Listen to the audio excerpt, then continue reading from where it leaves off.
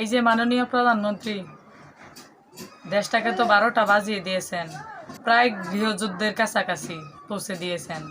এমন অবস্থায় নিয়ে গেছেন সংস্কারের অযোগ্য। এই সব কিছু হয়েছে আপনার অতি বাড়াবাড়ির কারণে।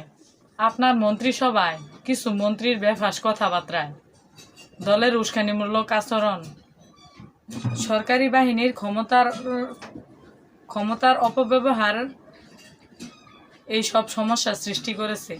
এইবার দয়া করে আমাদের বাঁচতে দিন, জনগণকে একটু শান্তি দিন, আমাদের ন্যায্য দাবি ফিরিয়ে দিন।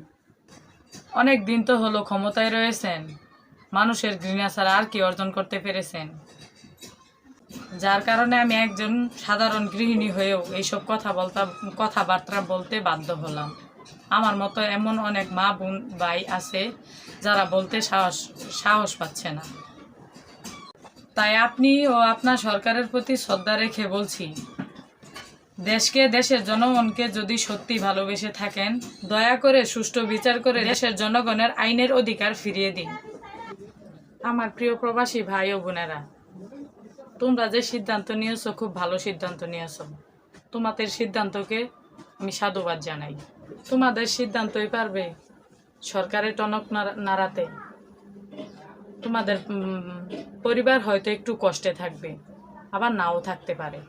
তাই জাতির স্বার্থে রেমিটেন্সের সিদ্ধান্ত সঠিক সিদ্ধান্ত। শুনলাম রেমিটেন্সের দর নাকি বাংলাদেশ ব্যাংক বাড়িয়ে দিচ্ছে। তবুও আমি মনে করি তোমরা তোমাদের সিদ্ধান্তে অটুট থাকবে। সবাই ভালো থাকবেন, নিরাপদে থাকবেন। ভিডিওটি শেয়ার করে দিবেন। আল্লাহ হাফেজ।